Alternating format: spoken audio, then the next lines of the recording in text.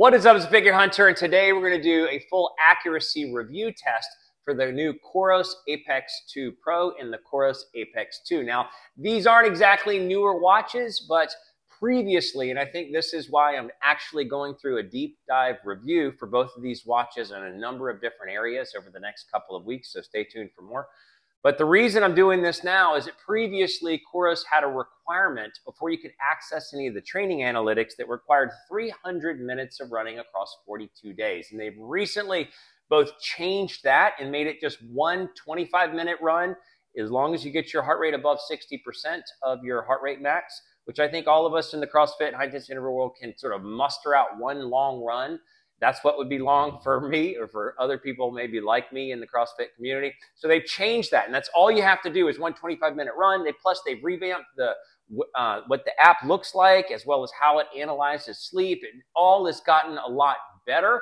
Plus, on each of the new devices, they now have new heart rate sensors. So we're going to look at that first and foremost when doing a full review with a new heart rate sensor is to test it for its level of accuracy when doing CrossFit or high-intensity interval training. As I've talked about before, CrossFit high-intensity interval training is one of the hardest things for an optical sensor on the wrist to keep up with because there's constantly wrist flex, you're always lifting, you're always doing multiple lifts that require strain across the wrist, as well as often I'm moving this up my elbow. I'm moving this up my forearm to put on wrist wraps or to put on hand wraps to do multiple different things and be able to keep good form and things like that. So this is going to test it at the limit. And before, on the heart rate accuracy for the Pace 2 as well as the Vertex 2, I found it to have very problematic results when doing CrossFit or high-intensity interval training. Back then, I didn't download all the data and test it in the same way. I basically tested the accuracy at the peak levels of heart rate strain, specifically in your zone 4 and zone 5 levels of strain. So 80 to 100% of max heart rate or 90 to 100%, and determine the accuracy of picking up and tracking it in those zones.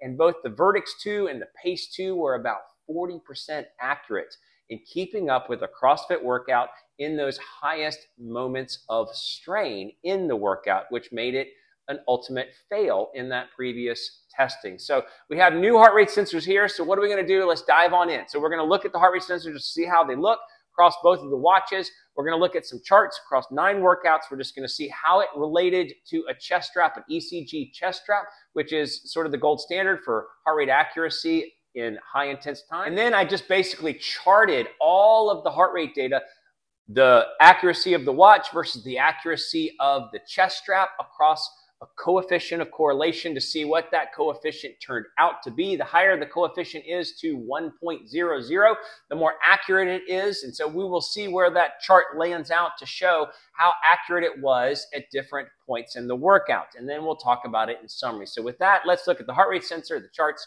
and then the big graph. All right, so here you have them side by side. So obviously a different color format. We're going to get into the details in the final review. I have loved the absolute quality, titanium and sapphire glass is the build quality of the watches themselves. But one of the things that I was most excited about, besides just the change in the Evo Lab requirement, is the new heart rate sensors. So they have these new heart rate sensors on the back, which actually are a different layout and different design, a little bit smoother. It's just overall just looks much better, and we're going to test the accuracy of them and give you the results now. All right, so here's the first workout. Obviously, it bobbled a little bit in the front part with some of the lifting, but handled a lot of the higher intensity at an excellent level, especially over 160. Some bobbling on the back end where I was just doing some double under work. Then you have the second workout, again, really accurate through the core parts of the lifting and the Metcon, but just really disrupted in the beginning, warm up for some reason. Here is just simple Murph practice. So it was 3 sets of a run followed by 3 rounds of Cindy, with a weight vest on. It handled it pretty well other than a couple of the bobbles in the first session. And here, there was a loss of the chest strap in the beginning, but overall handled the flow of the workout. That's what you're obviously looking for, is just the flow of things that they're keeping up with the intensity or changes in intensity of the workout. Then you have slight disagreement or not as good accuracy. It definitely kept up with like 3 of the peak exertion points, but 2 of them it did not catch up in time. Other than that, was fair across the rest of it. And here's where we start to get into the less accurate aspects. So you can see that it just sort of bobbled all over the place relative to what the chest strap was doing with the lifting, and then even with the Metcon, just disrupted all around. And then shot right across the middle. When there was intense sessions, you know, this was actually intense front squats, and anytime it's heavy back squats, heavy front squats, something happens with my blood pressure, and all optical sensors seem to fail when the heart rate starts to spike in that situation. And then another lifting session. This was all back. I mean, this is all legs. So this was all intense leg workouts. And you can see that it just sort of covered across peak to peak in the beginning and then just sort of bobbled across the middle. And then the last of the less accurate workouts across the 9. So you can see that it did oscillate across the middle, but it just didn't lock on the accurate heart rate. It just went above, went below, went above, went below. So now we're going to look at the final results. When you look at all 9 workouts, sort of the chest strap correlated against the Apex 2 and the Apex 2 Pro. If you were to look for a coefficient of correlation, just sort of a gauge for the accuracy, and chart it out. So again, I couldn't get the chart to darken the midpoint areas as much as I wanted to, but it gave a coefficient of correlation of 0.836. This is on the relative higher end of the watches I've tested. So Garmin came in at anywhere for the heavier watches at 0.90, the lighter watches at 0.94, and then the Apple Watch above that in accuracy.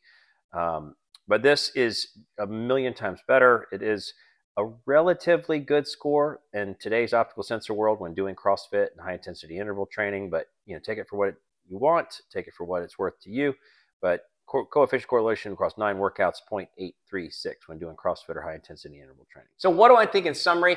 In summary, I think this is a gajillion times better. It didn't look like that on some of the worse accurate, you know, the more failing type workouts, especially when doing high volume, heavy back squats or front squats. For whatever reason, all optical heart rate sensors don't seem to pick up the way that the heart rate changes in those periods of time, but it's way better than the previous tests. And this is, like I said, in the sort of in looking at the charts, it's basically, it's not as accurate as the new Garmin Elevate 4.0, and it's not as accurate as the Apple Watch, which is really the highest level of accuracy in an optical heart rate sensor. But it is doing much, much, much better. And the build quality on these, the enjoyment of testing and reviewing these so far is great. Stay tuned for more. Stay tuned for different layers of testing, a review of the Coros platform and the results that these 2 watches are bringing.